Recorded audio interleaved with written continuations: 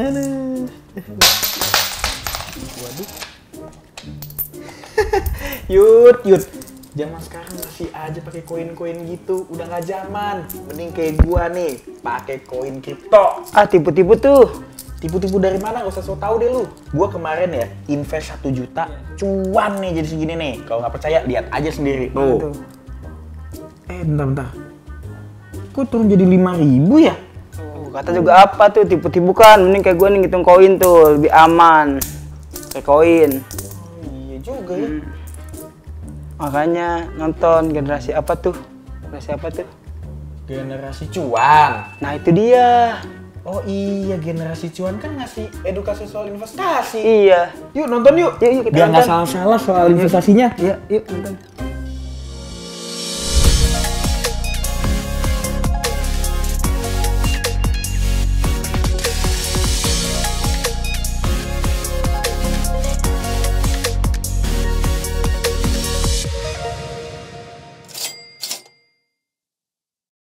Selamat datang sahabat Kompas.com di program Generasi Cuan Part 2 episode 10 bareng Timothy Ronald, co-founder Ternak Uang. Tadi di video part 1 kita lebih banyak ke edukasi awal lah ya, kripto soal apa, dan udah nyenggol-nyenggol dikit lah Terra Luna tuh kayak apa. Nah kita mau langsung spesifik nih, langsung ke Terra Luna yang orang-orang bikin kebakaran jenggot seperti Andre.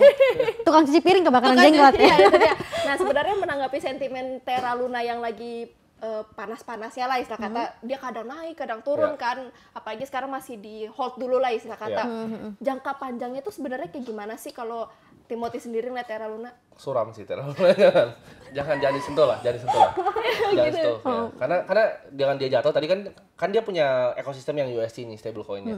Ini tuh banyak narik koin-koin lain yang kayak Solana macam-macam gitu. Jadi jauhin dulu lah Terra Luna, masih banyak pilihan yang lain gitu. Bahkan kayak NFT juga jadinya, karena kena koin lain kan. Nah, problemnya biasanya gini, kalau sebelum crash ini, NFT itu kan ada namanya floor price-nya, misalnya 10 Ethereum. Jadi 10 Ethereum tuh tinggal dikali kan nama Ethereum-nya. Nah, sekarang itu biasanya kalau misalnya harganya dia naik, itu Ethereum-nya turun. Jadi biasanya nggak balance gini. Problemnya sekarang dua-duanya turun. Jadi floor-nya turun, Ethereum-nya juga turun gitu. Jadi double turun. Okay. Makanya NFT banyak yang rugi sekarang. Itu gara-gara Terra Luna juga ya kayak gitu. Sekuat itu ya? Iya, karena kan dia bikin orang ada, jadi beberapa yang nggak percaya sama kripto gitu. Oh, oke. Benar. Karena gini, kan Terra Luna kan tuh ada orang di belakangnya. Sama kayak Ethereum juga ada orang di belakangnya, Solana juga ada.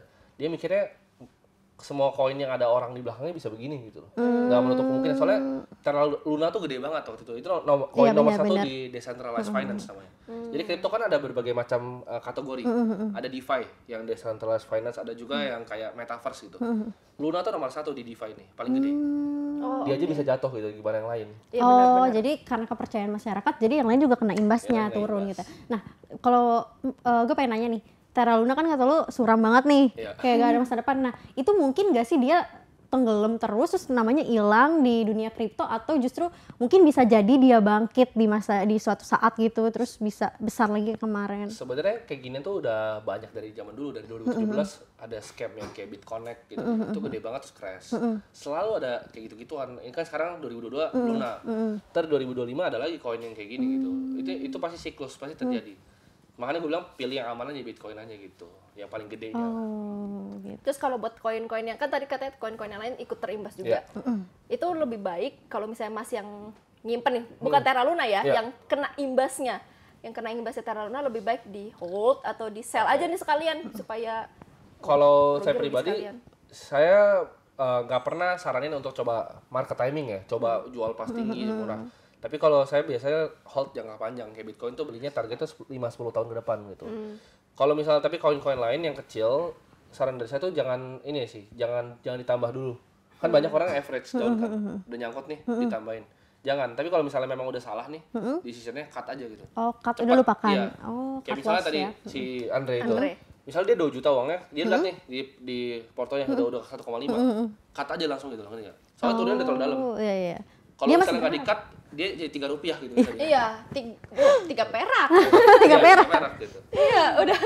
Berarti kalau misalnya itu baiknya kan tadi di-cut aja kalau misalnya tuh apa namanya koin-koin yang terhubung lah yang ikut ngedrop juga gitu. Kalau misalnya gue sempat baca sih yang kemarin-kemarin itu Tether ya juga. apa ya istilahnya kena imbasnya gitu. Nah kalau misalnya kan katanya Terra Luna itu udah paling tinggi, tapi gue baca Tether juga yang salah satu yang tinggi juga ikut keseret kan. Oke, jadi kan Terra Luna kan tadi punya stable coin, ya kan. Luna itu adalah koinnya dia punya namanya stable coin yang 1:1 sama US dollar. Jadi harganya ngikutin US dollar terus. Nah, Tether tuh punya yang namanya USDT tadi. Nah, karena Luna itu kan turun dia, 1:1 aja turun. Gitu. Jadi karena tadi ada sistem on-chain dia harus burn ke dalam Lunanya, 1:1. Jadi turun Lunanya, jadi hancurkan. Nah, Tether itu sempat turun juga, tapi dia balik lagi. Iya. Oh, udah bangkit lagi ya. Tapi turun kayak cuma berapa menit lah. Direkomendasikan untuk dibeli? Itu masih oke, karena itu kan koin stabil. Kalau mau beli koin lain, pakai belinya Tether dulu, baru beli Bitcoin gitu. Oke, selain Tether, rekomendasi apa aja nih yang bisa kita orang trader tuh masukin duitnya ke situ di tengah gonjang-ganjing Terra Luna? Yang aman-aman aja sih, kalau gue saranin mungkin Bitcoin dan Bitcoin Ethereum lagi. BTC ya. Ya, dan Ethereum lah. Oh, Bitcoin. Dua dan itu Ethereum. ya. Oke, dua itu tuh. Jadi kalau mau beli. mau beli kripto. Tapi ini bukan saran jual beli ya. Iya. Saran Nanti koin, disalahin. rekomendasi koin untuk Iya. yang mau coba beli ya lah ya. Coba beli Ya boleh. kayaknya bagus gitu ya masa depannya dibanding Terra Luna yang udah itu. Kalau di sini ada yang mau nanya gak nih? Selain yang Andre, nanya nih. Andre kan tadi udah cerita. Aku mau nanya. Ya, siapa kamu? Coba Siapa tolong itu? tunjukkan muka Suaranya kamu. imut banget sih. Jangan Halo. Halo. Halo Mas. Halo. Halo Timothy. Masa mati-mati. Siapa? Sopo jenenge. Saya Maulana. Jadi gini teman-teman semua kan, aku terus terang aku tuh agak buta sama investasi kayak gitu loh. Terus tapi tadi aku di belakang kamera itu kayak menyimak, oh ini investasi tuh bentuknya kayak gini, ada untung, ada rugi. Jadi gini nih. Esek. Gaya Iya mana kan? Mas? Fasenya kan dikit lagi kan kita akan menikah gitu. Cuman kan ya tahu sendiri kan biaya pernikahan di Indonesia mahal kan. Iya, benar-benar. Kira-kira nih uang tabungan yang sedikit kalau kita masukin investasi ke kripto bisa nggak sih buat Wah, itu nikah? jangan sih gitu. Oh, iya. Karena investasi harus punya tujuannya gitu. Oh, gitu. Misalnya untuk menikah dalam 3 tahun lagi. Yes. Kalau kripto tuh gua saranin tuh agak panjang pegangnya, 5-10 tahun. Tapi kalau misalnya tahun depan mau nikah nih, misalnya Andre itu, dia mau nikah taruh di Luna gitu, misalnya 200 juta gitu. Kalau jadi 3 rupiah kan nggak jadi nikah gitu. Iya. Jadi nggak disarankan untuk uang untuk menikah tuh pakai kripto tuh sangat disarankan. Oh jangan ya. Jangan. Walaupun kita dapat, kecuali untungnya udah besar banget. Iya. Emang Kata mau Makena. nikah sama siapa sih?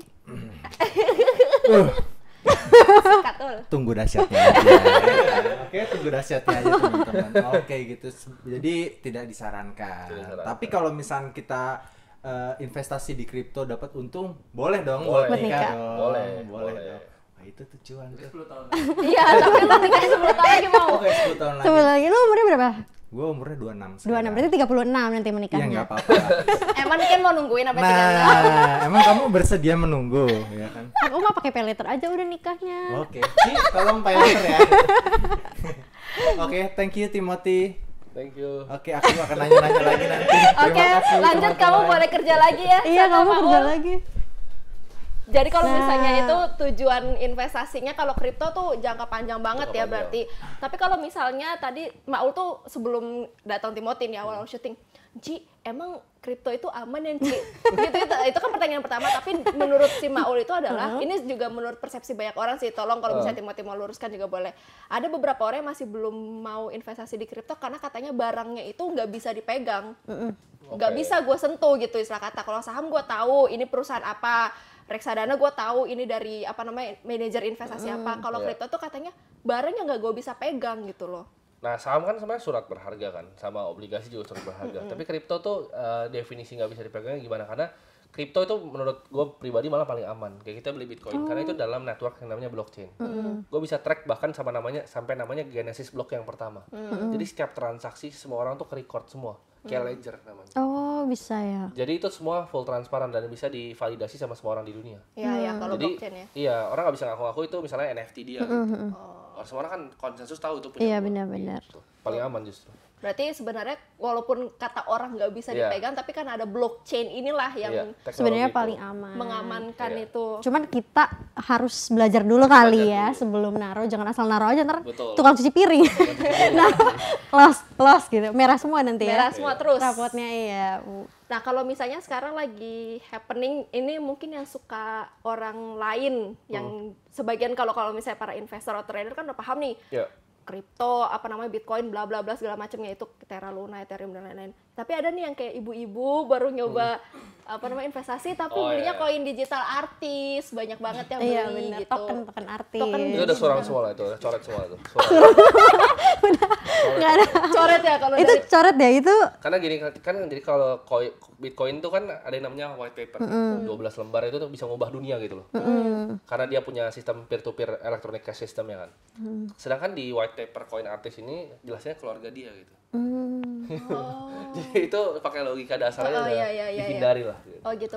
Soalnya banyak banget di media sosial yang gue baca ya, di Twitter, di Facebook, itu tuh mama tuh banyak yang udah naruh banyak duitnya, terus tiba-tiba hilang, terus bingung mau kemana gitu loh duitnya, mau minta ke artisnya, si artisnya juga nggak mau. Iya gitu kan. Oh berarti memang harusnya jangan. Ini yang sebenarnya PR-nya pemerintah Indonesia. Kenapa tuh? Untuk meregulasi ini semua gitu. Sebenarnya kan produksi koin itu sama kayak sebenarnya security kan. Security itu contohnya saham gitu. Saham tuh kalau di Amerika ada SEC, di Indo ada OJK gitu. Nah ini problemnya juga kenapa kripto tuh sama Web3 tapi nggak ada sama OJK. Tapi soalnya kan kalau keluarin kripto itu kan nyetak uang sebenarnya. Kita ICO koin itu sama kayak IPO saham sebenarnya. Iya benar ya. Masa dia bisa ICO tanpa basis apapun gitu. Ngambil dana masyarakat di pooling. Sebenarnya kalau gue bisa buka sih dia punya wallet tuh kemana bisa tracking sesuatu itu. Duitnya dia ngambil berapa banyak itu bisa ketahuan semua. Nah itu kan sebenarnya ya gue nggak mau ngomong kasarnya perampokan publik ya, cuman itu something yang harus diberesin karena masa ICO coin bisa langsung kayak gitu tanpa regulasi apa-apa gitu. Berarti menurut lo kayak token artis itu harusnya ilegal di Indonesia? Kan kayak IPO juga banyak kan ibaratnya perusahaan yang kayak bandit kan, dia IPO untuk ngambil dana masyarakat. Tapi untuk IPO aja stepnya itu panjang banget, susah gitu loh. At least dia harus ada real bisnisnya dulu gitu. Ini nggak ada apa-apa gitu. Kayak dari angin gitu dia cetak uang jadi ICO. Tiba-tiba iya. Walaupun katanya ada embel-embel udah izin Bapepti gitu-gitu. Sama ya, makanya itu harus diberesin kan. Ya harusnya itu ilegal berarti ya. Maul jangan token artis ya. Lu kan nikah-nikah. Token listrik aja. Gak nikah lu berdua kalau token. Dan biasanya problemnya artis ini tuh ada cekong di belakangnya kan pasti. Yang iya pasti. Iya benar. Ada kayak pemodal besarnya ya. Benar-benar. Iya mungkin artisnya sendiri bahkan artisnya yang perlu diedukasi. Bahkan mereka mungkin ditawarin, oh bro lu bisa dapat segini loh uang. Gitu. Mereka bahkan nggak ngerti yang dilakuin itu apa gitu. Nggak mungkin mereka, oh gue mau bikin ICO token, nggak mungkin. Mereka nggak mungkin bisa punya pikiran itu.